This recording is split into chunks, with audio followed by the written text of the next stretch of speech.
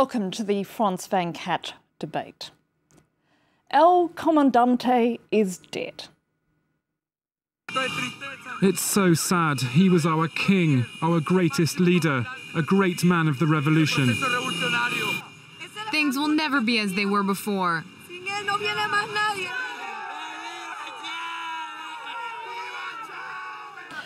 And Hugo Chavez would proudly say that his job was also to kick sand into the eyes of Uncle Sam.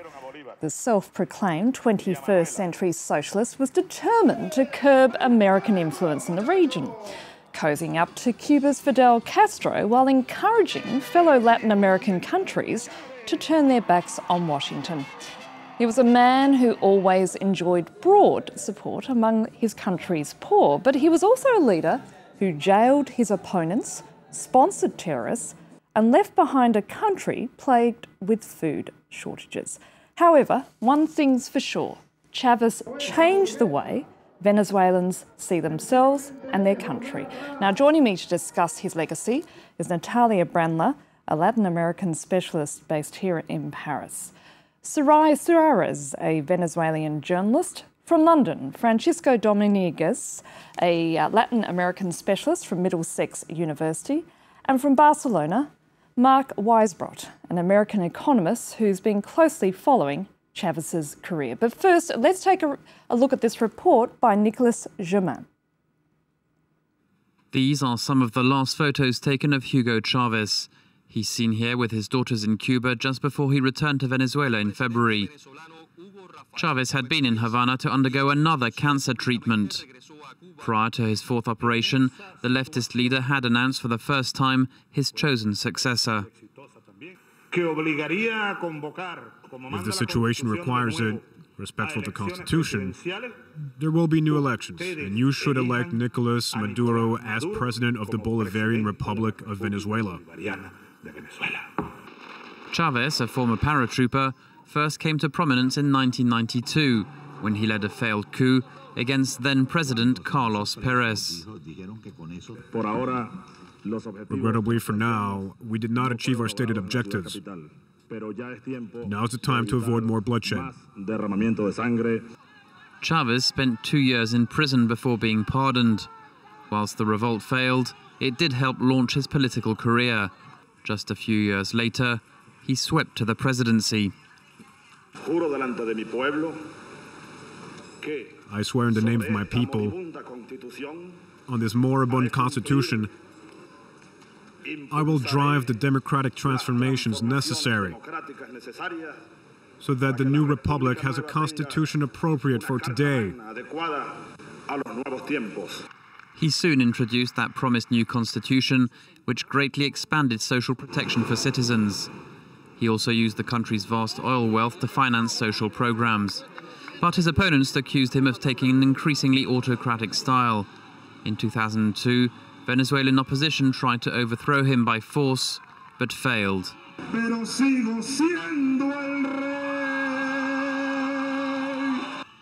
Chavez accused the United States of orchestrating the attempted coup. His presidency was a time of strained relations between Caracas and Washington, who especially disliked his alliances with Cuba and Iran. But he remained popular at home and was easily re-elected in 2006. In 2009, he won a referendum giving him the green light to seek a fourth mandate. But then, in June 2011, Chavez announced that he had been diagnosed with cancer. The Venezuelan leader underwent several operations and bouts of chemotherapy before being given the all-clear. A few months later, having just won a fresh term as president, the disease returned. He was 58 years old when he died. Many now wonder whether his Bolivarian revolution will persist without its founder. Nicolas Germain with that report. Natalia, let me start with you. Was Chavez a tyrant or a saviour? He was a charismatic leader, and no doubt that he was a man, a demagogue, but he was also a leader who was able to have a very strong leadership in many countries of the world, especially within the left countries. And he was also a very authoritarian leader. And as a charismatic leader, he's, as Weber says, irreplaceable. He's not, I don't think the followers will be able to have the same charisma, the same, charm he had for half of the population. For the other half, he was not a charismatic leader, but a tyrant. He was a divisive figure, wasn't he, Sarai? He was a cocktail man. He was a cocktail composed of all the elements that we just listened. And there is something very important to understand about Venezuelan people, is that Venezuelans are like Chavez. They sing, they dance in any situation, even in the worst, in front of the worst catastrophe. They're going to dance, they're going to laugh. So Chavez was a perfect example of what's Venezuelan ideology or way of being. But as a Venezuelan, how do you feel about his death? Are you relieved? Are you bidding him a fond farewell? It's a complicated situation because I think, especially in what's going to happen now that he's not there. He's been in power for 14 years, which is quite a lot of time.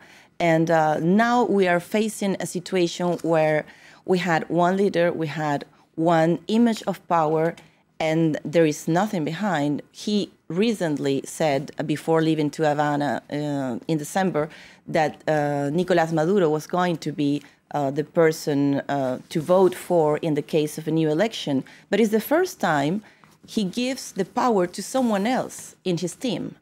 Before that, he used to say that the revolution, I am the revolution. The revolution belongs to me, I am the revolution, and without me, there is nothing. Mark Weisbrot, I want to ask you, how do you view Hugo Chavez? Was he a saviour of the people, or was he a tyrant?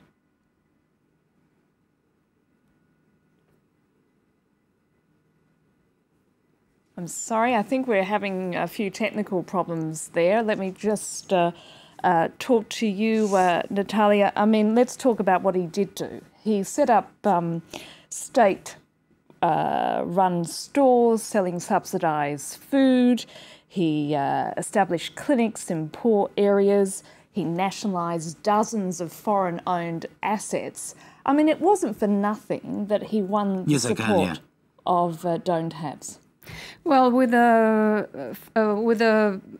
average of a barrel of oil at $100 is the least thing he could do. I mean, we had an income, that was like never before. So he put in place all these missions, 30 missions in all. He promised food. He gave food for very low price. He promised housing. So it's true. And he was charismatic, and he was, in a way, as you were saying, he was a leader that was able to relate to people. But on the other hand, we have many other things. He was authoritarian. He had a disrespect for the rule of law. Human rights were violated, and he didn't accept easily opinions that would be contrary to his. Francisco in London, do you think that Washington is relieved that Chavez is dead? It's difficult to judge, I imagine, given the hostility of Washington and the various administrations, and particularly State Department, the National Endowment for Democracy, and other institutions. Hostility towards Chavez, I imagine they are rejoicing. My worry is this, that sections of this establishment, possibly deeply inside the government and institutions of the U.S., many of them are possibly thinking that this offers them a window of opportunity for them to try something silly. They have tried this before. They did try in 2002. The information and the evidence that the classified information shows that they were deeply involved in the coup, and they were also involved in various other destabilizations, such as the oil lockout. I just hope that, given the new context in Latin America, that these sections of the US and also sections of the opposition in Venezuela do not think that this is a moment to strike. The situation, however, in the country is very stable, very calm, and one has to see that and appreciate that the very fact that the collective leadership was in charge, more or less, much more collectively than ever, from the 8th of October when he went back to Cuba to get treatment. And they were able to perform the extraordinary feat of winning the elections of the 16th of December, both for the governorships, 20 out of 23, and for the local legislature, which was 22 out of 23. So in that sense, it seems to me that the United States may want to think very careful about this. I hope they don't do something which is unacceptable. Francisco, he did succeed, however, in curbing American influence in that part of the world, didn't he? If you look at all the processes that have taken place in Latin America, the United States' influence is massively waned. There is the Commonwealth of Latin American and Caribbean States, which is a massive organization. And it's a founding document. It says that it excludes specifically the United States and Canada. You have UNASUR, which has been central and instrumental in stopping, for example, the secessionist attempts to break up Bolivia in 2002. And the UNASUR also has its own electoral commission that went to Venezuela in the last election and showed that the elections were free and fair. The process of peace in Colombia, again, the United States is a mere spectator, whatever else they may try to do. And in terms of trade, the United States declines in the 1970s by more than 25%. And Latin America is orienting itself towards somewhere else. Many of the multinational companies that became the owners of many of the utilities and companies that were privatized during the wave of privatizations have been renationalized, and Washington has been pretty incapable of doing much except destabilization, which is what they do regularly. And it seems to me that if you take all of that into account, there is more, but I would just mention the fact that many of the military bases of the United States are being closed down, and more will be closed down in the near future. Anybody that has that view, anybody that looks at that landscape can only conclude that Washington's influence has massively declined. People say, if I may finish with this, that there was the Washington consensus, and what is emerging now is a consensus without Washington.